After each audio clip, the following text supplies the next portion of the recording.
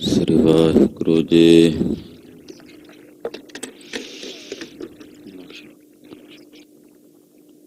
ਇੱਕ ਓੰਕਾਰ ਸਤਨਾਮ ਕਰਤਾ ਪੁਰਖ ਨਿਰਭਉ ਨਿਰਵੈਰ ਅਕਾਲ ਮੂਰਤ ਅਜੂਨੀ ਸੈਭੰ ਗੁਰ ਪ੍ਰਸਾਦ। ਚਕਰ ਚਿਹਨ ਅਰ ਬਰਨ ਜਾਤ ਅਰ ਪਾਤ ਨਹਿਨ ਜਿਹੇ ਰੂਪ ਰੰਗ ਅਰ ਰੇਖ ਭੇਖ ਕੋ ਕਹਿ ਨ ਸਕਤ ਕੇਹੇ। ਅਚਲ ਮੂਰਤ ਅਨਭਉ ਪ੍ਰਕਾਸ਼ ਹਮ ਤੋਜ ਕਹਿਜੈ। ਕੋਟ ਇੰਦਰ ਇੰਦਰਾਣ ਸਾਹੇ ਸਾਹਾਣ ਗਣਿਜੈ। ਤ੍ਰਿਭਵਨ ਮਹੀਪ ਸੁਰ ਨਰ ਅਸੁਰ ਨੇਤ ਨੇਤ ਬਨ ਤ੍ਰਿਣ ਕਹਿਤ। ਤਬ ਸਰਬ ਨਾਮ ਕਥੈ ਕਵਨ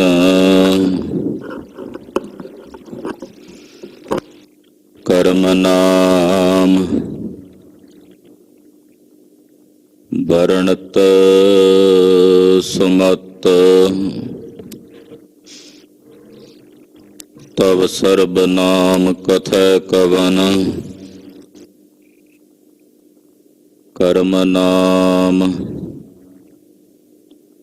ਵਰਣਤ ਸੁਮਤ। ਔਰ ਧਾਰ ਵਿਚਾਰ ਮੁਰਾਰ ਰਮੋ ਰਾਮ ਮਨ ਮੋਹਨ ਨਾਮ ਜਪੀਨੈ। ਅਦ੍ਰਿਸ਼ਟ ਅਗੋਚਰ ਅਪਰੰਪਰ ਸੁਆਮੀ ਗੁਰਪੂਰੈ ਪ੍ਰਗਟ ਕਰ ਦੀਨੈ। ਰਾਮ ਪਾਰਸ ਚੰਦਨ ਹਮ ਕਾਸ਼ਟ ਲੋਸਟ। ਹਰ ਸੰਗ ਹਰੀ ਸਤ ਸੰਗ ਭਏ ਹਰ ਕੰਚਨ ਚੰਦਨ ਕੀਨੈ। ਨਵ ਛੇ ਖਟ ਬੋਲਹ ਮੁਖ ਆਗਰ। ਮੇਰਾ ਹਰ ਪ੍ਰਭ ਇਵ ਨ ਪਤੀਨੈ। ਜਨ ਨਾਨਕ ਹਰ ਹਿਰਦੈ ਸਦ ਧਿਆਵੋ। ਇਉ ਹਰ ਪ੍ਰਭ ਮੇਰਾ ਭੀਨੈ। ਜਨ ਨਾਨਕ ਹਰ ਹਿਰਦੈ ਸਦ ਧਿਆਵੋ। ਇਉ ਹਰ ਪ੍ਰਭ ਮੇਰਾ ਭੀਨੈ। ਮਾਧੋ ਜਲ ਕੀ ਪਿਆਸ ਨ ਜਾਏ। ਜਲ ਮਹਿ ਅਗਨ ਉਠੀ ਅਧਕਾਏ। ਤੂੰ ਜਲ ਨਿਧਹੁ ਜਲ ਕਾ ਮੀਨ। ਜਲ ਮੈਂ ਰਹੋ ਜਲੈ ਬਿਨ ਖੀਨ। ਤੂੰ ਪਿੰਜਰ ਹਉ ਸੂਟਾ ਤੋਰ। ਜਮ ਮੰਜਾਰ ਕਹਾਂ ਕਰੈ ਮੋਰ। ਤੂੰ ਤਰਵਰ ਹਉ ਪੰਖੀ ਆਹੇ। ਮੰਦ ਭਾਗੀ ਤੇਰੁ ਦਰਸ਼ਨ ਨਾਹੇ। ਤੂੰ ਸਤਿਗੁਰ ਹਉ ਨਉ ਤਨ ਚੇਲਾ। ਕਹਿ ਕਬੀਰ ਮਿਲ ਅੰਤ ਕੀ ਬੇਲਾ। ਤੂੰ ਸਤਿਗੁਰ ਹਉ ਨਉ ਤਨ ਚੇਲਾ। ਕਹਿ ਕਬੀਰ ਮਿਲ ਅੰਤ ਕੀ ਬੇਲਾ। ਹਮ ਅਵਗੁਣ ਭਰੇ ਏਕ ਗੁਣ ਨਾਹੀ। ਅੰਮ੍ਰਿਤ ਛਾੜ ਬਿਖੈ ਬਿਖ ਖਾਈ। ਮਾਇਆ ਮੋਹ ਭਰਮ ਪੈ ਭੂਲੇ। ਸੁਤ ਦਾਰਾ ਸਿਉ ਇਕ ਉਤਮ ਪੰਥ ਸੁਨਿਓ ਗੁਰ ਸੰਗਤ। ਤਿਹ ਮਿਲੰਤ ਜਮ ਤਰਾਸ। ਇਕ ਅਰਦਾਸ ਪਾਠ ਕੀਰਤ ਕੀ। ਗੁਰ ਰਾਮਦਾਸ ਕੋ ਸ਼ਰਨਾਈ। ਸੁਖ ਹੋ ਟਲ ਗੁਰ ਸੇਵੀਐ। ਅਹਨਸ ਸਹਜ ਦਰਸ਼ਨ ਪਰਸੈ ਗੁਰੂ ਕੈ। ਜਨਮ ਮਰਨ ਦੁਖ ਜਾਏ। ਹੋਵੈ ਸਿਫਤ ਖਸੰਮੰਦੀ। ਨੂਰ ਅਰਸਹੁ ਗੁਰ ਸਹੁ ਝਟੀਐ।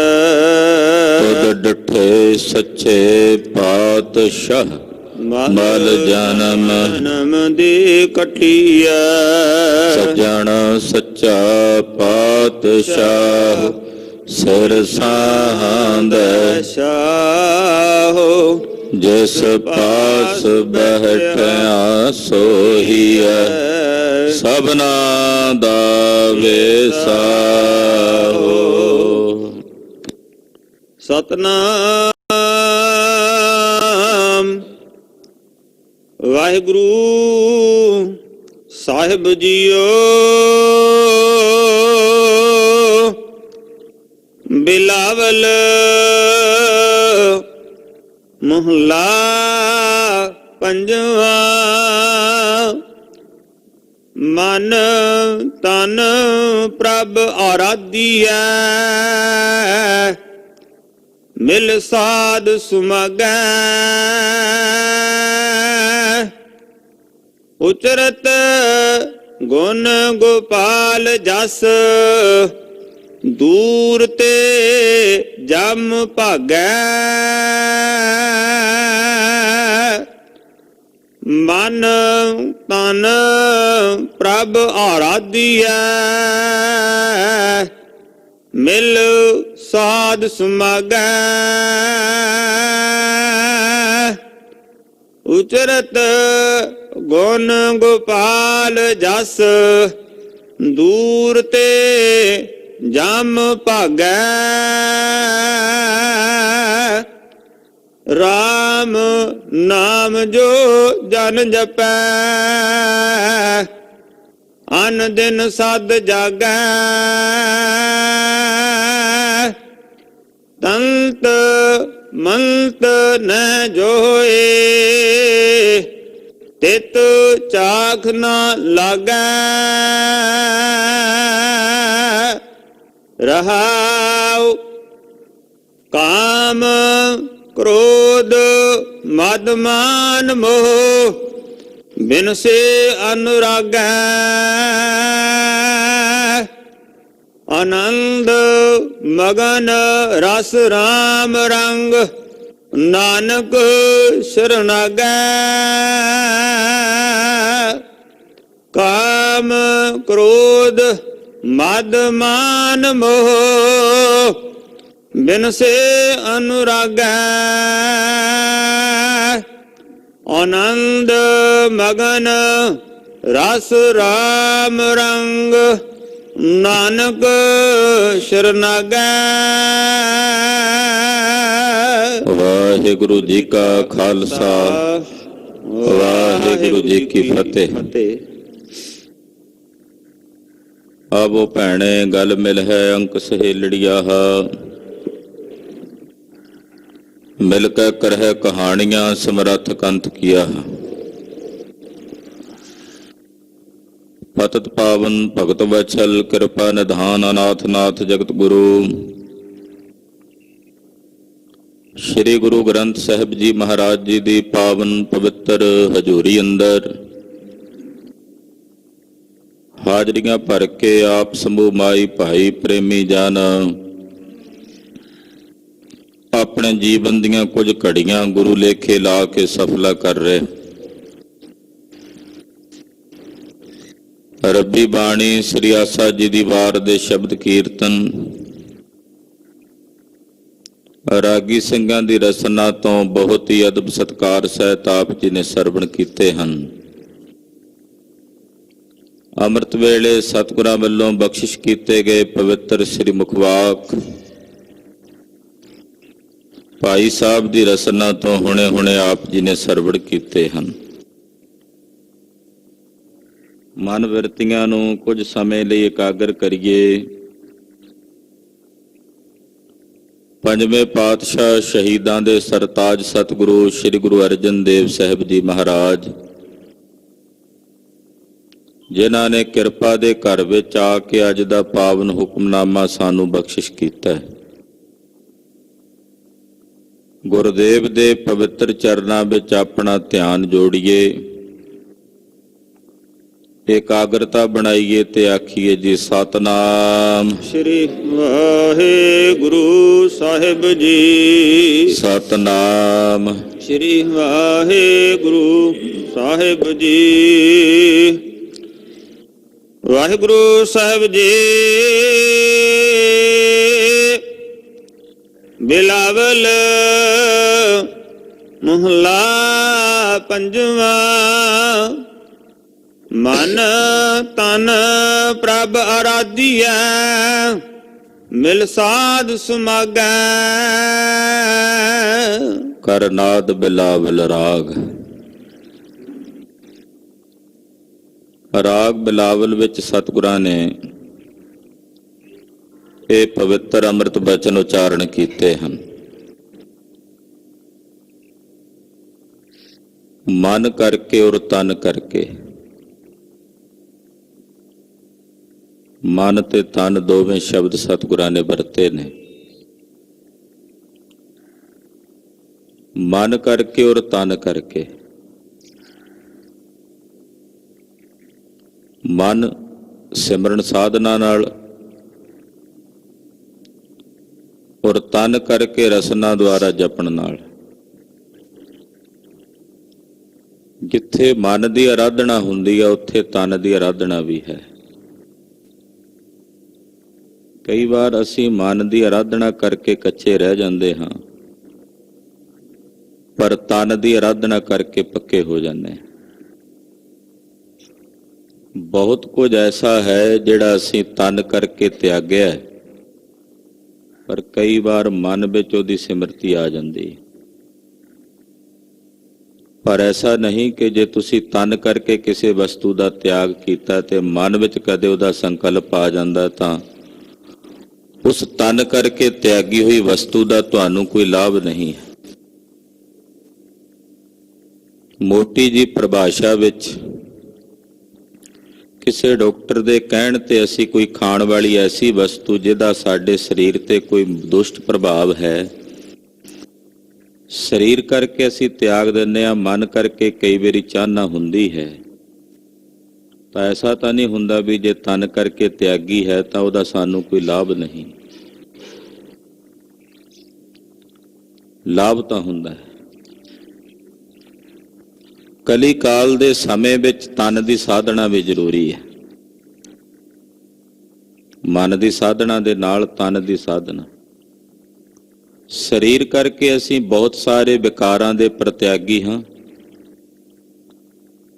ਉਹਦੇ ਵਾਸਤੇ ਭਾਵੇਂ ਸਾਨੂੰ ਸਮਾਜਿਕ ਡਰ ਹੋਵੇ, ਧਾਰਮਿਕ ਡਰ ਹੋਵੇ, ਕਾਨੂੰਨ ਦਾ ਡਰ ਹੋਵੇ, ਪਰ ਉਹ ਤਿਆਗ ਵੀ ਕਿਤੇ ਨਾ ਕਿਤੇ ਮੰਨਿਆ ਜਾਏਗਾ। ਘਟੋ ਘੱਟ ਮਾੜੀਆਂ ਵਾਦੀਆਂ ਭੈੜੀਆਂ ਬਿਰਤੀਆਂ ਤਿਆਗੀਆਂ ਤਾਂ ਹੈ। ਇਸ ਕਰਕੇ ਤਨ ਦੀ ਆਰਾਧਨਾ ਵੀ ਜ਼ਰੂਰੀ ਹੈ। ਤਨ ਦੀ ਆਰਾਧਨਾ ਵਿੱਚ ਨੇਤਰਾਂ ਦੀ ਸਾਧਨਾ ਹੈ, ਸ਼ਰਵਣਾ ਦੀ ਸਾਧਨਾ ਹੈ, ਆਪਣੀ ਰਸਨਾ ਦੀ ਸਾਧਨਾ ਹੈ, ਨਾਸਕਾ ਦੀ ਸਾਧਨਾ ਹੈ। ਇਹ ਵੀ ਸਾਧਨਾ ਮੰਨੀ ਜਾਂਦੀ ਹੈ। ਨੇਤਰਾਂ ਦੁਆਰਾ ਬਹੁਤ ਕੁਝ ਵੇਖਦੇ ਹਾਂ। ਕਈ ਵਾਰ ਹਿਰਦੇ ਵਿੱਚ ਕੋਈ ਵਿਕਾਰ ਉਤਪੰਨ ਹੁੰਦਾ ਤਾਂ ਅਸੀਂ ਨੇਤਰਾਂ ਤੇ ਕੰਟਰੋਲ ਕਰ ਲੈਂਦੇ ਹਾਂ। ਸ਼ਰਵਣਾ ਦੁਆਰਾ ਕਈ ਵਾਰ ਕਿਸੇ ਦੀ ਨਿੰਦਾ ਸੁਣਦੇ ਇੱਕਦਮ ਅਸੀਂ ਆਪਣੇ ਕੰਨ ਉੱਥੋਂ ਹਟਾ ਲੈਂਦੇ ਹਾਂ। ਰਸਨਾ ਦੁਆਰਾ ਸਵਾਦਾਂ ਨੂੰ ਚੱਖਦਿਆਂ ਜਾਂ ਭੈੜਾ ਬੋਲ ਬੋਲਦਿਆਂ ਇੱਕਦਮ ਕਾਬੂ ਕਰ ਲੈਂਦੇ ਹਾਂ। ਇਹ ਤਨ ਦੀ ਸਾਧਨਾ ਹੈ। ਤਨ ਦੀ ਇਸ ਸਾਧਨਾ ਦੇ ਨਾਲ ਨਾਲ ਮਨ ਦੀ ਸਾਧਨਾ ਵੀ ਹੈ। ਮਨ ਦੀ ਸਾਧਨਾ ਹੈ ਮਨ ਕਰਕੇ ਵਾਹਿਗੁਰੂ ਪਰਮੇਸ਼ਰ ਨੂੰ ਆਰਾਧਨਾ, ਰਸਨਾ ਕਰਕੇ ਵਾਹਿਗੁਰੂ ਵਾਹਿਗੁਰੂ ਵਾਹਿਗੁਰੂ ਕਹਿਣਾ।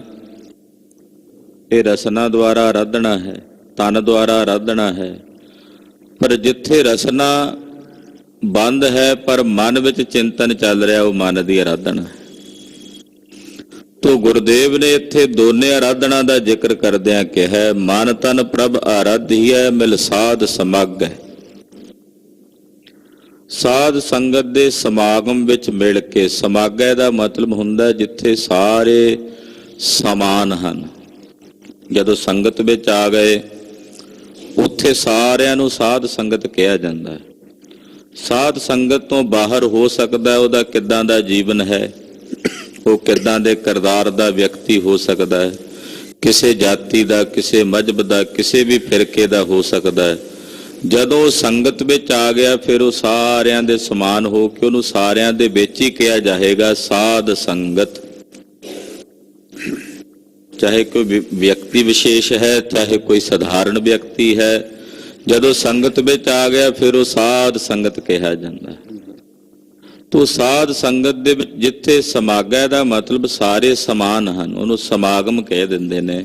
ਸਮਾਗਮ ਜਿੱਥੇ ਸਾਰਿਆਂ ਦਾ ਆਉਣਾ ਇੱਕ ਸਮਾਨ ਹੈ, ਉਹਨੂੰ ਸਮਾਗਮ ਕਿਹਾ ਜਾਂਦਾ। ਸਮਾਗਮ ਜਿੱਥੇ ਸਾਰਿਆਂ ਨੂੰ ਇੱਕ ਦ੍ਰਿਸ਼ਟੀ ਦੇ ਭਾਵ ਨਾਲ ਵੇਖਿਆ ਜਾਏ।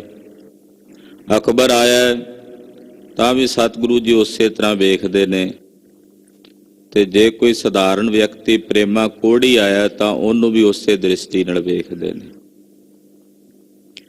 ਇਹ ਸਤਿਗੁਰੂ ਸੱਚੇ ਪਾਤਸ਼ਾਹ ਜੀ ਮਹਾਰਾਜ ਜੀ ਦੇ ਬਚਨ ਨੇ ਕਿ ਸਾਧ ਸੰਗਤ ਦੇ ਸਮਾਗਮ ਵਿੱਚ ਆ ਕੇ ਮਨ ਕਰਕੇ ਤਨ ਕਰਕੇ ਪ੍ਰਭੂ ਦੀ ਆਰਾਧਨਾ ਕਰੀਏ। ਮਨ ਕਰਕੇ ਵੀ ਆਰਾਧੀਏ ਔਰ ਤਨ ਕਰਕੇ ਵੀ ਆਰਾਧੀਏ। ਮਿਲ ਸਾਧ ਸਮਾਗੈ, ਸਾਧ ਸੰਗਤ ਦੇ ਸਮਾਗਮ ਵਿੱਚ ਮਿਲ ਕੇ ਉਸ ਵਾਹਿਗੁਰੂ ਪਰਮੇਸ਼ਰ ਦੀ ਆਰਾਧਨਾ ਕਰੀਏ। ਉਚਰਤ ਗੁਣ ਗੋਪਾਲ ਜਸ ਦੂਰ ਤੇ ਜਮ ਭਾਗੈ। ਜਦੋਂ ਉਸ ਨਿਰੰਕਾਰ ਅਕਾਲ ਪੁਰਖ ਵਾਹਿਗੁਰੂ ਪਰਮੇਸ਼ਰ ਦੇ ਗੁਣ ਗਾਈਏ, ਵਿਧਾਤੇ ਦੇ ਗੁਣ ਗਾਈਏ, ਨਿਰੰਕਾਰ ਦੇ ਗੁਣ ਗਾਈਏ, ਉਹਦਾ ਜਸ ਗਾਈਏ, ਉਚਰਤ ਗੁਣ ਵਾਹਿਗੁਰੂ ਦੇ ਗੁਣ ਉਚਰੀਏ, ਫਿਰ ਉਹਦਾ ਜਸ ਉਚਰੀਏ ਤਾਂ ਕੀ ਲਾਭ ਹੋਵੇਗਾ? ਜਮ ਦੂਰੋਂ ਹੀ ਭੱਜ ਜਾਣਗੇ, ਜਮ ਨੇੜੇ ਨਹੀਂ ਆਉਂਦੇ। ਜਮ ਯਾਨੀ ਕਿ ਮੌਤ ਦੇ ਫਰਿਸ਼ਤੇ ਜੋ ਦੁਖਦਾਈ ਨੇ। ਜਿਹੜਾ ਸਾਧਕ ਸਾਧਨਾ ਕਰਨ ਵਾਲਾ ਹੈ ਉਹ ਆਪਣੇ ਸਵਾਸ ਹਮੇਸ਼ਾ ਦਸਮ ਦੁਆਰ ਦੁਆਰਾ ਤਿਆਗਦਾ ਹੈ। ਦਸਮ ਦੁਆਰ ਦੁਆਰਾ ਜਦੋਂ ਕੋਈ ਸਵਾਸ ਤਿਆਗਦਾ ਹੈ ਤਾਂ ਜੰਮਾਂ ਦੀ ਪੀੜਾ ਉਸ ਨੂੰ ਨਹੀਂ ਵਿਆਪਦੀ। ਬਾਕੀ ਸਾਡੇ ਵਰਗੇ ਸਰੀਰਾਂ ਵਰਗੇ ਜਿਹੜੇ ਲੋਕ ਨੇ ਉਹ 9 ਦੁਆਰਾਂ ਵਿੱਚੋਂ ਆਪਣੇ ਸਵਾਸ ਤਿਆਗਦੇ ਹੈ, ਕਿਉਂਕਿ ਸਾਧਨਾ ਨਹੀਂ ਹੈ। ਜਦੋਂ 9 ਦੁਆਰਾਂ ਦੁਆਰਾ ਸਵਾਸ ਤਿਆਗੇ ਜਾਂਦੇ ਨੇ ਉਸ ਵੇਲੇ ਜੰਮਾਂ ਦੀ ਪੀੜਾ ਵਿਆਪਦੀ ਹੈ। ਕਿ ਜਿੰਦ ਨਿਮਾਣੀ ਕੱਢੀਆ ਹੱਡਾਂ ਕੂਕੁੜਕਾਏ। ਭਾਵੇਂ ਕਿ ਸਵਾਸਾਂ ਦੀ ਪ੍ਰਕਿਰਿਆ ਰੁਕ ਜਾਂਦੀ ਹੈ ਤੇ ਅਸੀਂ ਕਹਿੰਦੇ ਆ ਵੀ ਮ੍ਰਿਤੂ ਹੋ ਗਈ, ਪਰ ਜਦੋਂ ਸੂਖਸ਼ਮ ਸਰੀਰ ਜਿਹੜਾ ਸਾਡੇ ਸਥੂਲ ਸਰੀਰ ਦੇ ਵਿੱਚ ਵਰਤਦਾ ਹੈ ਉਹਨੂੰ ਕੱਢਿਆ ਜਾਂਦਾ ਸਾਡੀ ਰੀੜ੍ਹ ਦੀ ਹੱਡੀ ਕੰਗਰੋੜ ਦੇ ਵਿੱਚੋਂ, ਤਾਂ ਉਸ ਵੇਲੇ ਉਸ ਸੂਖਸ਼ਮ ਸਰੀਰ ਨੂੰ ਬਹੁਤ ਜ਼ਿਆਦਾ ਭਿਆਨਕ ਦੁੱਖ ਤੇ ਤਕਲੀਫ ਦਾ ਸਾਹਮਣਾ ਕਰਨਾ ਪੈਂਦਾ। ਭਾਵੇਂ ਕਿ ਅਸੀਂ ਕਹਿ ਦਈਏ ਜੀ ਸੁੱਤਾ ਸੀ ਸੁੱਤਾ ਹੀ ਰਹਿ ਗਿਆ, ਬੜੀ ਸੌਖੀ ਮੌਤ ਹੋਈ। ਜ਼ਰੂਰੀ ਨਹੀਂ ਕਿ ਤੁਸੀਂ ਸਰੀਰਕ ਤੌਰ ਤੇ ਤੁਸੀਂ ਬਾਹਰਲੇ ਸਰੀਰ ਕਰਕੇ ਵੇਖ ਲਿਆ ਵੀ ਕੋਈ ਤਕਲੀਫ ਨਹੀਂ, ਸੌਖੀ ਮੌਤ ਹੋ ਗਈ, ਪਰ ਹੋ ਸਕਦਾ ਸੂਖਸ਼ਮ ਸਰੀਰ ਪਤਾ ਨਹੀਂ ਕਿਤਨੀ ਕੁ ਪੀੜਾ ਦੇ ਦੁਆਰਾ ਉਸ ਸਰੀਰ ਚੋਂ ਨਿਕਲਿਆ ਹੋਵੇ। ਆਲੇ ਦੁਆਲੇ ਸਾਨੂੰ ਨਹੀਂ ਪਤਾ, ਉਸ ਜੀਵਾਤਮਾ ਨੂੰ ਪਤਾ ਹੈ। ਸੋ ਕਹਿਣ ਤੋਂ ਭਾਵ ਜਦੋਂ ਸਾਧਕ ਸਾਧਨਾ ਦੁਆਰਾ ਦਸਮ ਦੁਆਰ ਦੁਆਰਾ ਸਵਾਸ ਤਿਆਗਦਾ ਤਾਂ ਉਸ ਨੂੰ ਇਹ ਜੰਮਾਂ ਦੀ ਪੀੜਾ ਨਹੀਂ ਵਿਆਪਦੀ। ਨਹੀਂ ਤਾਂ ਇਹਨਾਂ ਦਾ ਠੇਂਗਾ ਕਬੀਰ ਜੀ ਮਹਾਰਾਜ ਜੀ ਕਹਿੰਦੇ ਵੀ ਇਤਨਾ ਭਿਆਨਕ ਹੈ ਵੀ ਸਹਿਆ ਨਹੀਂ ਜਾਂਦਾ। ਕਬੀਰ ਜਮ ਕਾ ਠੇਂਗਾ ਬੁਰਾ ਹੈ। ਕਬੀਰ ਜੀ ਮਹਾਰਾਜ ਜੀ ਕਹਿੰਦੇ ਬੜਾ ਭਿਆਨਕ ਹੈ ਇਹਨਾਂ ਦਾ ਠੇਂਗਾ, ਉਹ ਨਹੀਂ ਸਹਿਆ ਜਾਏ, ਉਹਨੂੰ ਸਹਿਣਾ ਔਖਾ ਹੈ। ਪਰ ਜਿਹੜੇ ਅਕਾਲ ਪੁਰਖ ਵਾਹਿਗੁਰੂ ਪਰਮੇਸ਼ਰ ਦੇ ਗੁਣਾਂ ਨੂੰ ਗਾਇਨ ਕਰਦੇ ਆ, ਪਹਿਲਾਂ ਪਿੱਛੇ ਦੱਸ ਆਏ ਨੇ ਵੀ ਆਰਾਧਨਾ ਕਰਦੇ ਨੇ, ਸਾਧਨਾ ਕਰਦੇ ਨੇ, ਜਮ ਉਹਨਾਂ ਦੇ ਨੇੜੇ ਨਹੀਂ ਆਉਂਦੇ। ਜਮ ਉਹਨਾਂ ਦਾ ਪ੍ਰਤਾਪ ਵੇਖ ਕੇ ਭੈ ਭੀਤ ਹੋ ਕੇ ਪਿੱਛੇ ਚਲੇ ਜਾਂਦੇ ਹਨ। ਰਾਮ ਨਾਮ ਜੋ ਜਨ ਜਪੈ, ਅਨ ਦਿਨ ਸਦ ਜਾਗੈ। ਜਿਹੜੇ ਮਾਈ ਭਾਈ ਰਾਮ ਦੇ ਨਾਮ ਨੂੰ ਜਪਦੇ ਨੇ, ਵਾਹਿਗੁਰੂ ਵਾਹਿਗੁਰੂ ਵਾਹਿਗੁਰੂ ਜਿਹੜੇ ਵੀ ਜਪਦੇ ਨੇ, ਦਰਅਸਲ ਉਹੀ ਜਾਗਦੇ ਨੇ, ਬਾਕੀ ਸਭ ਸੁੱਤੇ ਪਏ। ਸਰੀਰਕ ਤੌਰ ਤੇ ਭਾਵੇਂ ਜਾਗ ਰਹੇ ਹੋਣ ਪਰ ਸੁਰਤ ਕਰਕੇ ਸੁੱਤੇ ਹੀ ਪਏ ਨੇ। ਰਾਮ ਦੇ ਨਾਮ ਨੂੰ ਜਿਹੜੇ ਜਨ ਜਪਦੇ ਹਨ, ਪੰਜਵੇਂ ਪਾਤਸ਼ਾਹ ਕਹਿੰਦੇ ਉਹ ਸਦਾ ਹੀ ਜਾਗਦੇ ਨੇ, ਰਾਤ ਦਿਨ ਜਾਗਦੇ ਨੇ, 8 ਪਹਿਰ ਜਾਗਦੇ ਨੇ, ਉਹ ਜਾਗੇ ਹੋਏ ਨੇ। ਸਤਵੇਂ ਪਾਤਸ਼ਾਹ ਗੁਰੂ ਹਰਿਰਾਏ ਸਾਹਿਬ ਨੂੰ ਸਿੱਖਾਂ ਨੇ ਪੁੱਛਿਆ, ਮਹਾਰਾਜ ਜਾਗਿਆਂ ਹੋਇਆਂ ਦੀ ਕੀ ਨਿਸ਼ਾਨੀ ਹੈ? ਤਾਂ ਗੁਰਦੇਵ ਗੁਰੂ ਹਰਿਰਾਏ ਸਾਹਿਬ ਨੇ ਬਚਨ ਕਰਦਿਆਂ ਕਿਹਾ, ਮਨ ਜਾਗੈ ਕੀ ਇਹ ਨਿਸ਼ਾਨੀ, ਪੜਿਆ ਲਾਗੈ ਸਤਿਗੁਰ ਕੀ ਬਾਣੀ। ਜਾਗਿਆਂ ਹੋਇਆਂ ਦੀ ਨਿਸ਼ਾਨੀ ਹੈ ਕਿ ਉਹਨਾਂ ਨੂੰ ਸਤਿਗੁਰਾਂ ਦੀ ਬਾਣੀ ਪਿਆਰੀ ਲੱਗਦੀ ਹੈ, ਮਿੱਠੀ ਲੱਗਦੀ ਹੈ। ਜਿਹੜੇ ਜਾਗੇ ਹੋਏ ਨੇ ਉਹਨਾਂ ਨੂੰ ਗੁਰਬਾਣੀ ਮਿੱਠੀ ਲੱਗਦੀ ਹੈ, ਗੁਰਬਾਣੀ ਪਿਆਰੀ ਲੱਗਦੀ ਹੈ। ਮਨ ਜਾਗੈ ਕਿ ਇਹ ਨਿਸ਼ਾਨੀ, ਪੜਿਆ ਲਾਗੈ ਸਤਿਗੁਰ ਕੀ ਬਾਣੀ। ਇਹ ਜਾਗੇ ਹੋਏ ਮਨਾਂ ਦੀ ਨਿਸ਼ਾਨੀ। ਤੋ ਇੱਥੇ ਸਤਿਗੁਰੂ ਫਰਮਾਉਂਦੇ ਨੇ, ਉਹੀ ਜਾਗਦੇ ਨੇ ਜਿਹੜੇ ਰਾਤ ਦਿਨ ਰਾਮ ਦੇ ਨਾਮ ਨੂੰ ਜਪਦੇ ਨੇ। ਅਸਲ ਵਿੱਚ ਜਾਗਦੇ ਹੀ ਉਹੀ ਹਨ। ਤੰਤ ਮੰਤ ਨਹਿ ਜੋ ਹੋਈ, ਤਿਤ ਚਾਖ ਨਾ ਲਾਗੈ। ਜਿਹੜੇ ਰਾਮ ਦੇ ਨਾਮ ਨੂੰ ਜਪਣ ਵਾਲੇ ਨੇ, ਉਹਨਾਂ ਨੂੰ ਨਾ ਕੋਈ ਤੰਤਰ ਜੋਂਦਾ ਤੇ ਨਾ ਕੋਈ ਮੰਤਰ ਜੋਂਦਾ। ਤੰਤ ਮੰਤ ਨਹਿ ਜੋ ਹੋਈ, ਤੰਤਰ ਮੰਤਰ ਉਹਨਾਂ ਤੇ ਨਹੀਂ ਚੱਲਦੇ। ਤੰਤਰ ਹੁੰਦੇ ਨੇ, ਮੰਤਰ ਹੁੰਦੇ ਨੇ, ਜੰਤਰ ਹੁੰਦੇ ਨੇ। ਏਦਾਂ ਇਹਨਾਂ ਦੀਆਂ ਵੱਖੋ ਵੱਖਰੀਆਂ ਕੈਟਾਗਰੀਆਂ ਨੇ। ਲਿਖ ਕੇ ਚਲਾਏ ਜਾਣ, ਕਿਸੇ ਪ੍ਰਕਾਰ ਦਾ ਟੋਟਕਾ ਬਣਾ ਕੇ ਵਰਤੇ ਜਾਣ, ਜਾਂ ਫੂਕ ਕੇ ਕੀਤੇ ਜਾਣ, ਉਹਨਾਂ ਨੂੰ ਮੰਤਰ ਤੰਤਰ ਜੰਤਰ ਦੀ ਵੱਖੋ ਵੱਖਰੀ ਕੈਟਾਗਰੀ ਕਿਹਾ ਜਾਂਦਾ। ਜੰਤਰ ਕਿਸੇ ਕਾਗਜ਼ ਦੇ ਉੱਤੇ ਲਕੀਰਾਂ ਵਾਹ ਕੇ ਉਹਦੇ ਉੱਤੇ ਲਿਖ ਦੇਣਾ, ਮੰਤਰ ਮੂੰਹ ਦੁਆਰਾ ਫੂਕ ਦੇਣਾ। ਇਸੇ ਤਰ੍ਹਾਂ ਤੰਤਰ ਆਦਿਕ ਦੀ, ਜਿਵੇਂ ਧਾਗੇ ਆਦਿਕ ਦੀ ਕਿਸੇ ਪ੍ਰਕਾਰ ਦੀ ਪ੍ਰਕਿਰਿਆ ਦੁਆਰਾ ਉਸ ਨੂੰ ਕਰ ਦੇਣਾ। ਇਹ ਜਿਹੜੇ ਤੰਤ ਮੰਤ ਉਹਨਾਂ ਨੂੰ ਨਹੀਂ ਜੁੰਦੇ, ਜਿਹੜੇ ਸਾਹਿਬ ਦਾ ਨਾਮ ਜਪਦੇ ਨੇ।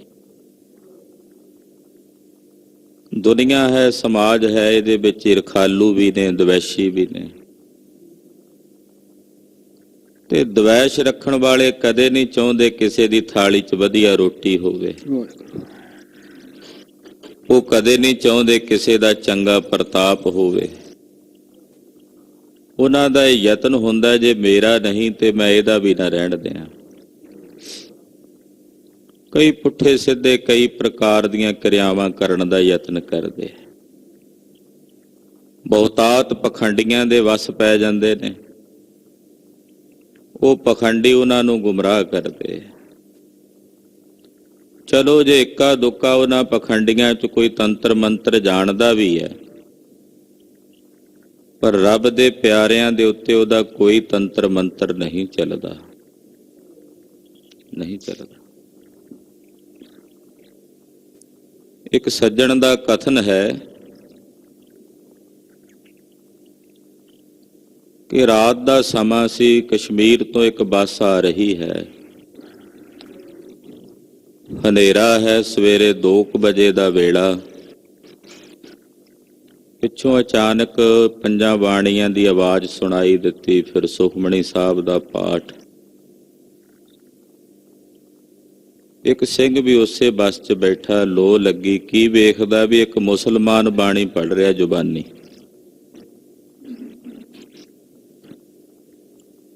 ਬੜਾ ਹੈਰਾਨੀ ਦੇ ਨਾਲ ਉਹਨੇ ਵੇਖਿਆ ਵੀ ਮੁਸਲਮਾਨ ਉਹ ਵੀ ਜ਼ੁਬਾਨੀ ਬਾਣੀ ਪੜ੍ਹ ਰਿਹਾ ਹੈ, ਕੰਠ। ਉਹਨੂੰ ਰੋਕ ਕੇ ਜਦੋਂ ਥੋੜੀ ਦੂਰੀ ਜਾ ਕੇ ਬੱਸ ਰੁਕੀ ਤੇ ਪੁੱਛਣ ਲੱਗਾ, ਇਹ ਕੀ ਪੜ੍ਹ ਰਹੇ ਹੋ? ਕਹਿੰਦੇ ਤੈਨੂੰ ਪਤਾ ਨਹੀਂ, ਤੂੰ ਸਿੱਖ ਹੈ? ਕਹਿੰਦਾ ਉਹ ਤਾਂ ਮੈਨੂੰ ਤਾਂ ਪਤਾ, ਪਰ ਕਿਵੇਂ ਪੜ੍ਹ ਰਹੇ ਹੋ? ਉਹਨੇ ਆਪਣੀ ਵਿਥਿਆ ਦੱਸੀ। ਕਹਿਣ ਲੱਗਾ ਵੀ ਮੈਂ ਕਿਸੇ ਸਮੇਂ ਭੈੜੀਆਂ ਕਲਾਮਾਂ ਪੜ੍ਹਨ ਵਾਲਾ ਤਾਂਤਰਿਕ ਸੀ। ਮੋਗੇ ਦੇ ਇਲਾਕੇ ਵਿੱਚ ਇੱਕ ਕੋਈ ਜ਼ਿਮੀਂਦਾਰ ਵੀਰ ਸੀ, ਸਧਾਰਨ ਜਿਹਾ ਹੈ ਸੀ। ਉਹ ਬਿਅੰਗਮ, ਕੋਈ ਬੱਚਾ ਨਹੀਂ, ਸੰਤਾਨ ਨਹੀਂ, ਜ਼ਮੀਨ ਜਾਇਦਾਦ ਦਾ ਮਾਲਕ ਸੀ। ਉਹਦੇ ਕੁਝ ਸੰਬੰਧੀ ਮੇਰੇ ਕੋਲ ਆਏ ਕਿ ਉਹਦੇ ਤੇ ਕਲਾਮ ਪੜ੍ਹ ਤੇ ਉਹ ਮਰ ਜਾਏ ਤੇ ਉਹਦੀ ਜ਼ਮੀਨ ਅਸੀਂ ਸਾਂਭ ਲਈਏ। ਮੈਂ ਬਹੁਤ ਸਾਰੀਆਂ ਕਲਾਮਾਂ ਪੜ੍ਹੀਆਂ, ਉਹਨਾਂ ਨੂੰ ਦਿੱਤੀਆਂ, ਪਰ ਉਹ ਕੰਮ ਨਾ ਕਰਨ। ਕਹਿੰਦਾ ਮੈਂ ਹੈਰਾਨ ਸਾਂ ਵੀ ਮੇਰੀ ਕਲਾਮ ਦੇ ਨਾਲ ਤਾਂ ਕੋਈ ਬਚ ਨਹੀਂ ਸਕਦਾ। ਮੈਂ ਉਹਨਾਂ ਨੂੰ ਆਖਿਆ ਜਿੱਥੇ ਉਹ ਰਹਿੰਦਾ ਉਹਦੇ ਨੇੜੇ ਮੇਰੇ ਰਹਿਣ ਦਾ ਪ੍ਰਬੰਧ ਕਰੋ। ਉਹਨਾਂ ਦੇ ਨਗਰ ਵਿੱਚ ਗਿਆ। ਕਹਿੰਦਾ ਮੈਂ ਕਈ ਦਿਨ ਕਲਾਮਾਂ ਪੜ੍ਹਦਾ ਰਿਹਾ, ਪਰ ਮੇਰੀ ਕੋਈ ਕਲਾਮ ਉਹਦੇ ਤੇ ਅਸਰ ਨਾ ਕਰੇ। ਕਹਿੰਦਾ ਅਖੀਰ ਨੂੰ, ਕਹਿੰਦੇ ਸਧਾਰਨ ਜਿਹਾ ਉਹ ਵਿਅਕਤੀ ਸੀ, ਚਾਦਰਾ ਲਾਉਂਦਾ, ਕੁੜਤਾ ਪਾਉਂਦਾ ਸੀ, ਹੈ ਸੀ ਅੰਮ੍ਰਿਤਧਾਰੀ। ਕਹਿੰਦੇ ਮੈਂ ਜਾ ਕੇ ਉਹਨੂੰ ਸੁਭਾਵਕ ਇੱਕ ਦਿਨ ਪੁੱਛਿਆ ਵੀ ਤੂੰ ਕਿਹੜੀ ਮਿੱਟੀ ਦਾ ਬਣਿਆ? ਵੀ ਮੈਂ ਤੇਰੇ ਤੇ ਇੰਨੀਆਂ ਕਲਾਮਾਂ ਪੜ੍ਹੀਆਂ, ਪਰ ਉਹ ਤੇਰੇ ਤੇ ਅਸਰ ਨਹੀਂ ਕਰਦੀਆਂ। ਬੜੇ ਇਲਮ ਪੜ੍ਹੇ ਨੇ ਮੈਂ, ਉਹ ਇਲਮ ਤੇਰੇ ਤੇ ਕੋਈ ਅਸਰ ਨਹੀਂ ਕਰਦਾ। ਵੀ ਤੂੰ ਕੀ ਪੜ੍ਹਦਾ ਹੁੰਦਾ? ਉਹ ਇਲਮ ਵਾਪਸ ਮੇਰੇ ਕੋਲ ਆ ਜਾਂਦੇ ਨੇ। ਉਹ ਕਹਿੰਦਾ ਵੀ ਭਾਈ ਮੈਂ ਤਾਂ ਗੁਰੂ ਸਾਹਿਬ ਦੀ ਬਾਣੀ ਪੜ੍ਹਦਾ, 5 ਬਾਣੀਆਂ ਤੇ ਸੁਖਮਣੀ ਸਾਹਿਬ ਦਾ, ਇਹਦੇ ਤੋਂ ਵੱਧ ਮੈਨੂੰ ਤਾਂ ਕੁਝ ਹੋਰ ਆਉਂਦਾ ਨਹੀਂ। ਕਹਿੰਦੇ ਮੈਂ ਉਹਦੇ ਕੋਲ ਹੀ ਰਹਿ ਕੇ 5 ਬਾਣੀਆਂ ਤੇ ਸੁਖਮਣੀ ਸਾਹਿਬ ਦਾ ਪਾਠ ਕਰਨਾ ਸਿੱਖਿਆ ਤੇ ਸੁਣ ਕੇ ਪੜ੍ਹ ਕੇ ਜ਼ੁਬਾਨੀ ਕੰਠ ਕਰ ਲਿਆ। ਹੁਣ ਮੈਂ ਉਹ ਸਾਰੀਆਂ ਭੈੜੀਆਂ ਵਾਦੀਆਂ ਤਿਆਗ ਕੇ ਗੁਰਬਾਣੀ ਦੇ ਪੱਲੇ ਲੱਗ ਗਿਆ ਕਿ ਮਹਾਨ ਗੁਰਬਾਣੀ ਹੈ, ਜਿਸ ਤੇ ਸਾਡੇ ਵਰਗੇ ਤਾਂਤਰਿਕਾਂ ਦੇ ਵੱਡੇ ਤੋਂ ਵੱਡੇ ਇਲਮ ਵੀ ਫੇਲ ਹੋ ਜਾਂਦੇ ਨੇ, ਨਹੀਂ ਚੱਲਦੇ। ਗੁਰਬਾਣੀ ਮਹਾਨ ਹੈ, ਗੁਰਬਾਣੀ ਸਰਵੋਤਮ ਹੈ, ਸ੍ਰੇਸ਼ਟ ਹੈ। ਇਸ ਤੇ ਕਿਸੇ ਦਾ ਕੋਈ ਤੰਤਰ ਮੰਤਰ ਨਹੀਂ ਚੱਲਦਾ। ਜਿਹੜਾ ਗੁਰਬਾਣੀ ਪੜ੍ਹਨ ਵਾਲਾ ਹੈ, ਗੁਰਬਾਣੀ ਦਾ ਸਾਧਕ ਹੈ, ਨਾਮ ਜਪਣ ਵਾਲਾ ਹੈ, ਉਹਦੇ ਤੇ ਤੰਤਰ ਮੰਤਰ ਨਹੀਂ ਚੱਲਦੇ। ਤੰਤ ਮੰਤ ਨਾ ਜੋ ਹੈ। ਤੰਤ ਮੰਤ ਕਿਹਨਾਂ ਤੇ ਚੱਲਦੇ ਨੇ? ਜਿਹੜੇ ਗੁਰਬਾਣੀ ਤੋਂ ਟੁੱਟੇ ਹੋਏ ਕੱਚੇ ਪਿੱਲੇ ਹਨ, ਉਹਨਾਂ ਤੇ ਚੱਲਦੇ ਹੋਣਗੇ। ਪਰ ਨਾਮ ਜਪਣ ਵਾਲੇ ਗੁਰਬਾਣੀ ਦੇ ਸਾਧਕਾਂ ਤੇ ਨਹੀਂ ਚੱਲਦੇ। ਨਾ ਉਹਨਾਂ ਨੂੰ ਕਿਸੇ ਦੀ ਨਜ਼ਰ ਲੱਗਦੀ ਹੈ। ਇੱਥੇ ਬਾਦਸ਼ਾਹ ਨੇ ਵੀ ਸਪਸ਼ਟ ਕਿਹਾ, ਉਹਨਾਂ ਨੂੰ ਆਪਣੀ ਗੱਡੀ ਦੇ ਪਿੱਛੇ ਅੱਗੇ ਲਿਖ ਕੇ ਨਹੀਂ ਲਾਣਾ ਪੈਂਦਾ, ਬੁਰੀ ਨਜ਼ਰ ਵਾਲੇ ਤੇਰਾ ਮੂੰਹ ਕਾਲਾ। ਜਾਂ ਉਹਨਾਂ ਨੂੰ ਆਪਣਾ ਮਕਾਨ ਬਣਾ ਕੇ ਉੱਤੇ ਕਾਲੇ ਰੰਗ ਦਾ ਨਜ਼ਰ ਪੱਟੂ ਨਹੀਂ ਲਾਣਾ ਪੈਂਦਾ। ਜਿਹੜੇ ਨਾਮ ਜਪਣ ਵਾਲੇ ਨੇ ਉਹਨਾਂ ਨੂੰ ਕਿਸੇ ਦੀ ਬੁਰੀ ਨਜ਼ਰ ਨਹੀਂ ਲੱਗਦੀ। ਤਿਤ ਚਾਖ ਚਾਖ ਨਾਮ ਹੁੰਦਾ ਬੁਰੀ ਨਜ਼ਰ ਦਾ, ਕਿਸੇ ਦੀ ਨਜ਼ਰ ਨਹੀਂ ਲੱਗਦੀ ਤੇ ਚਾਖ ਨਾ ਲੱਗ ਗਏ, ਨਜ਼ਰ ਲੱਗਣਾ ਕਹਿ ਦੇਣ, ਨਜ਼ਰ ਲੱਗ ਗਈ ਹੈ ਜੀ, ਉਹਨੂੰ ਨਜ਼ਰ ਨਹੀਂ ਲੱਗਦੀ ਜਿਹੜੇ ਸਾਹਿਬ ਦਾ ਨਾਮ ਜਪਦੇ ਨੇ, ਗੁਰਬਾਣੀ ਦੇ ਆਸਰੇ ਨਾਲ ਨੇ। ਗੁਰਬਾਣੀ ਪੜ੍ਹਨ ਵਾਲਿਆਂ ਦੀ ਤਾਂ ਨਜ਼ਰ ਵਿੱਚ ਇਹੋ ਜਿਹੀ ਬਰਕਤ ਆ ਜਾਂਦੀ ਹੈ, ਜਿਸ ਵੱਲ ਵੇਖਦੇ ਨੇ ਉਹਨੂੰ ਵੀ ਤਾਰ ਦਿੰਦੇ ਹਨ। ਉਹਨਾਂ ਤੇ ਭਲਾ ਕਿਵੇਂ ਕਦੇ ਕਿਸੇ ਦੀ ਨਜ਼ਰ ਲੱਗ ਸਕਦੀ ਹੈ? ਨਾਮ ਜਪਣ ਵਾਲੇ, ਗੁਰਬਾਣੀ ਪੜ੍ਹਨ ਵਾਲੇ, ਗੁਰਬਾਣੀ ਦੇ ਸਾਧਕਾਂ ਦੇ ਨੇਤਰਾਂ ਵਿੱਚ ਵੀ ਬਰਕਤ ਆ ਜਾਂਦੀ ਹੈ। ਉਹ ਜਿਸ ਪਾਸੇ ਤੱਕਦੇ ਨੇ ਉਹ ਥਾਂ ਪਵਿੱਤਰ ਹੋ ਜਾਂਦੀ ਹੈ। ਮਹਾਂਪੁਰਸ਼ ਦੱਸਦੇ ਨੇ, ਜਿਹੜੇ ਗੁਰਮੁਖ ਪਿਆਰੇ ਮਾਈ ਭਾਈ ਸ੍ਰੀ ਗੁਰੂ ਗ੍ਰੰਥ ਸਾਹਿਬ ਦੇ ਦਰਸ਼ਨ ਕਰਦੇ ਹਨ, ਦਰਸ਼ਨ ਕਰਕੇ ਜਦੋਂ ਬਾਹਰ ਜਾਂਦੇ ਨੇ, ਕਿਸੇ ਜੀਵ ਤੇ, ਕਿਸੇ ਪ੍ਰਾਣੀ ਤੇ, ਚਾਹੇ ਕਿਸੇ ਪਸ਼ੂ ਤੇ, ਪੰਛੀ ਤੇ, ਕਿਸੇ ਜੜ ਵਸਤੂ ਵੱਲ ਵੀ ਵੇਖਦੇ ਨੇ ਤਾਂ ਉਹ ਵੀ ਪਵਿੱਤਰ ਹੋ ਜਾਂਦੀ ਹੈ। ਇਸ ਕਰਕੇ ਗੁਰਮੁਖਾਂ ਨੂੰ ਕਦੇ ਕਿਸੇ ਦੀ ਬੁਰੀ ਨਜ਼ਰ ਨਹੀਂ ਵਿਆਪਦੀ। ਉਹ ਨਾਮ ਦੇ ਰੰਗ ਵਿੱਚ ਰੰਗੇ ਹੋਏ ਹਨ, ਉਹਨਾਂ ਨੂੰ ਨਾ ਕਿਸੇ ਪ੍ਰਕਾਰ ਦਾ ਕੋਈ ਤੰਤਰ ਮੰਤਰ ਜੋਂਦਾ ਹੈ। ਰਹਾਉ ਕਾਮ ਕ੍ਰੋਧ ਮਦ ਮਾਨ ਮੋਹ ਬਿਨ ਸੇ ਅਨੁਰਾਗੈ। ਜਿਹੜੇ ਤੰਤਰ ਮੰਤਰ ਦੀ ਸਾਧਨਾ ਕਰਨ ਵਾਲੇ ਨੇ, ਇਹਨਾਂ ਦੀ ਮੌਤ ਬੜੀ ਭਿਆਨਕ ਹੁੰਦੀ ਹੈ। ਇਹੀ ਤੰਤਰ ਮੰਤਰ ਜਿਹੜੇ ਸਾਰੀ ਜ਼ਿੰਦਗੀ ਉਹਨਾਂ ਨੇ ਕੀਤੇ ਹੁੰਦੇ ਨੇ, ਉਹਨਾਂ ਨੂੰ ਮਰਨ ਨਹੀਂ ਦਿੰਦੇ, ਤੜਫਾਉਂਦੇ ਨੇ। ਇਹ ਇਤਨੀ ਨੈਗੇਟਿਵ એનર્ਜੀ ਹੁੰਦੀ ਹੈ ਇਹਨਾਂ ਵਿੱਚ ਕਿ ਉਹ ਨੈਗੇਟਿਵ એનર્ਜੀ ਉਹਨਾਂ ਨੂੰ ਤਬਾਹ ਕਰਕੇ ਰੱਖ ਦਿੰਦੀ, ਅੰਦਰੋਂ ਅੰਦਰ ਖੋਖਲਾ ਬਣਾ ਕੇ ਰੱਖ ਦਿੰਦੀ। ਉਹ ਅੱਗੇ ਚੇਲਾ ਲੱਭਦੇ ਨੇ ਕੋਈ ਕਿ ਜਿਹਦੇ ਵਿੱਚ ਆਪਣੀ ਸਾਰੀ ਨੈਗੇਟਿਵ એનર્ਜੀ ਫੂਕ ਸਕਣ, ਤਾਂ ਜੋ ਆਪ ਸੁਰਖਰੂ ਹੋ ਜਾਣ।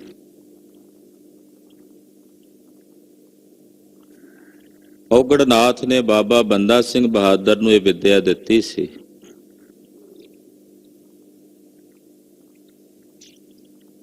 ਆਪ ਜਦੋਂ ਮਰਿਆ, ਗੁਰੂ ਕਲਗੀਧਰ ਜੀ ਜਦੋਂ ਗਏ ਨਾ, ਮਹਾਰਾਜ ਜੀ ਨੇ ਆਖਿਆ, ਬੰਦਾ ਸਿੰਘ ਤੂੰ ਜਾਣਦਾ ਜਿਹੜਾ ਤੇਰਾ ਗੁਰੂ ਸੀ ਉਹਦਾ ਕੀ ਹਾਲ ਹੈ? ਕਹਿਣ ਲੱਗਾ, ਮਹਾਰਾਜ ਨਹੀਂ। ਪਾਤਸ਼ਾਹ ਕਹਿੰਦੇ, ਉਹ ਸਾਹਮਣੇ ਅਮਰੂਦ ਦਾ ਫਲ ਲੱਗਾ, ਤੋੜ ਕੇ ਲਿਆ। ਜਦੋਂ ਤੋੜਿਆ ਤੇ ਉਹਦੇ ਵਿੱਚ ਇੱਕ ਕੀੜਾ, ਮਹਾਰਾਜ ਕਹਿੰਦੇ ਆ ਤੇਰਾ ਗੁਰੂ ਹੈ, ਜਿਹਦੇ ਕੋਲੋਂ ਤੂੰ ਤੰਤਰ ਮੰਤਰ ਸਿੱਖੇ ਨੇ, ਇਹ ਉਹ ਹੈ।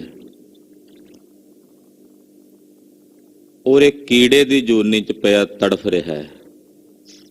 ਇਹ ਹਾਲਤ ਹੁੰਦੀ ਆ ਉਹਨਾਂ ਦੀ, ਇਹ ਦਸ਼ਾ ਹੁੰਦੀ ਹੈ। ਪੂਰੇ ਗੁਰੂ ਬਿਨਾਂ ਕਦੇ ਪਾਰ ਉਤਾਰਾ ਨਹੀਂ ਹੋ ਸਕਦਾ। ਸਾਡੇ ਦੇਸ਼ ਵਿੱਚ ਏਦਾਂ ਦੀ ਤੰਤਰ ਮੰਤਰ ਦੀ ਵਿੱਦਿਆ ਸਿਖਾਉਣ ਵਾਲੇ ਬਕਾਇਦਾ ਬਹੁਤ ਸਾਰੀਆਂ ਥਾਵਾਂ ਤੇ ਪਾਏ ਜਾਂਦੇ।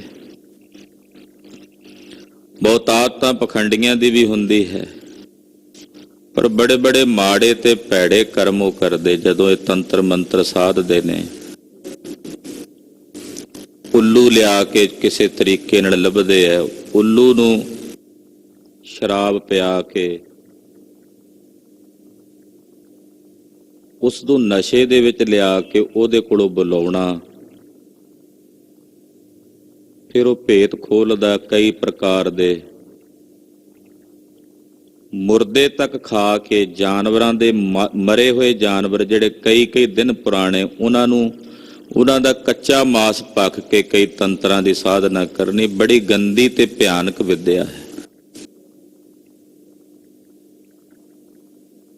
ਗੁਰਦੇਵ ਨੇ ਸਿੱਖ ਨੂੰ ਮੂਲ ਮੰਤਰ ਤੇ ਗੁਰ ਮੰਤਰ ਦੀ ਦਾਤ ਦੇ ਕੇ ਦੇਵਤਾ ਬਣਾ ਦਿੱਤਾ, ਜਿਸ ਵਿੱਚ ਕੇਵਲ ਭਲਾ ਹੀ ਭਲਾ ਹੈ, ਭਲਾ ਹੀ ਭਲਾ, ਆਪਣਾ ਵੀ ਤੇ ਦੂਜੇ ਦਾ ਵੀ। ਜਿਹੜੇ ਆ ਫੋਕੇ ਤੰਤਰ ਮੰਤਰ ਨੇ, ਇਹਦੇ ਵਿੱਚ ਜਿਹੜਾ ਇਹਨਾਂ ਦੀ ਸਾਧਨਾ ਕਰਦਾ ਉਹਦਾ ਆਪਣਾ ਵੀ ਬੁਰਾ ਹੁੰਦਾ ਤੇ ਉਹ ਅੱਗੇ ਦੂਜਿਆਂ ਦਾ ਵੀ ਬੁਰਾ ਹੀ ਕਰਦੇ। ਇਸ ਕਰਕੇ ਗੁਰਸਿੱਖ ਨੇ ਦੁਨੀਆ ਦੇ ਕਿਸੇ ਤੰਤਰ ਮੰਤਰ ਤੇ ਭਰੋਸਾ ਨਹੀਂ ਰੱਖਣਾ। ਕਿਸੇ ਦੁਨਿਆਵੀ ਤੰਤਰ ਮੰਤਰ ਵਾਲੇ ਪਾਸੇ ਗੁਰਸਿੱਖ ਨੇ ਨਹੀਂ ਉਲਝਣਾ ਕਿ ਕੋਈ ਰੱਖ ਬਣਾ ਕੇ ਮੋਢੇ ਨਾਲ ਬੰਨੀ ਫਿਰਦਾ ਹੈ। ਕਈਆਂ ਨੇ ਗਲਾਂ ਵਿੱਚ ਪਾਏ ਹੁੰਦੇ ਆ ਬਣਾ ਕੇ ਤੰਤਰ ਮੰਤਰ, ਫਲਾਣੇ ਬਾਬੇ ਨੇ ਦਿੱਤਾ ਹੈ। ਸਿੱਖਾਂ ਦਾ ਇਹ ਕੰਮ ਨਹੀਂ ਹੈ। ਸਿੱਖ ਦੇ ਗਾਤਰੇ ਵਿੱਚ ਸ਼੍ਰੀ ਸਾਹਿਬ ਸੋਭਦੀ ਹੈ, ਇਹਦੇ ਤੋਂ ਵੱਡੀ ਸ਼ਕਤੀ ਕੋਈ ਨਹੀਂ ਦੁਨੀਆ 'ਚ। ਹੱਥ ਵਿੱਚ ਪਾਇਆ ਹੋਇਆ ਜਿਹੜਾ ਕੜਾ ਹੈ, ਇਹਦੇ ਵਰਗਾ ਤੰਤਰ ਕੋਈ ਨਹੀਂ ਸੰਸਾਰ ਵਿੱਚ, ਜੰਤਰ ਕੋਈ ਨਹੀਂ। ਜੰਤਰ ਹੁੰਦਾ ਨਾ ਜਿਹੜਾ ਬਣਾ ਕੇ ਪਾਇਆ ਜਾਂਦਾ ਲੋਕ ਸਰੀਰ, ਕੜੇ ਵਰਗਾ ਜੰਤਰ ਕਿਹੜਾ ਸਾਡੇ ਹੱਥ ਵਿੱਚ। ਇਸ ਕਰਕੇ ਗੁਰਸਿੱਖ ਸੰਸਾਰ ਦੇ ਕਿਸੇ ਤੰਤਰਾਂ ਮੰਤਰਾਂ ਜੰਤਰਾਂ ਦੇ ਉਲਝੇਵੇਂ ਵਿੱਚ ਨਹੀਂ ਉਲਝਦਾ। ਉਹ ਗੁਰਮੰਤਰ, ਮੂਲ ਮੰਤਰ, ਗੁਰਬਾਣੀ ਦੇ ਪਾਵਨ ਸ਼ਬਦਾਂ ਦੇ ਜਾਪ ਵਿੱਚ ਆਪਣੀ ਸੁਰਤ ਨੂੰ ਜੋੜਦਾ ਹੈ। ਔਰ ਜਿਹੜੇ ਗੁਰਬਾਣੀ ਪੜਨ ਵਾਲੇ ਹਨ, ਕਾਮ, ਕ੍ਰੋਧ, ਮਦ, ਮਾਨ, ਮੋਹ, ਕਾਮ ਨੂੰ, ਕ੍ਰੋਧ ਨੂੰ, ਹੰਕਾਰ ਨੂੰ, ਮਾਣ ਮੋਹ ਨੂੰ, ਔਰ ਆਪਣੇ ਹਿਰਦੇ 'ਚ ਇਹਦੇ ਤੋਂ ਇਲਾਵਾ ਹੋਰ ਜਿਹੜੇ ਸੰਸਾਰ ਦੇ ਲਾਗ ਨੇ ਜਾਂ ਹੋਰ ਸੰਸਾਰ ਦੇ ਜਿਹੜੇ ਮੋਹ ਮਮਤਾ ਦੀਆਂ ਬਿਰਤੀਆਂ ਨੇ, ਜਿਹੜਾ ਸਾਧਕ ਹੈ, ਗੁਰਮੁਖ ਹੈ, ਉਹ ਇਹਨਾਂ ਦਾ ਤਿਆਗ ਕਰਦਾ ਹੈ। ਆਨੰਦ ਮਗਨ ਰਸ ਰਾਮ ਰੰਗ, ਨਾਨਕ ਸ਼ਰਨਾਗੈ।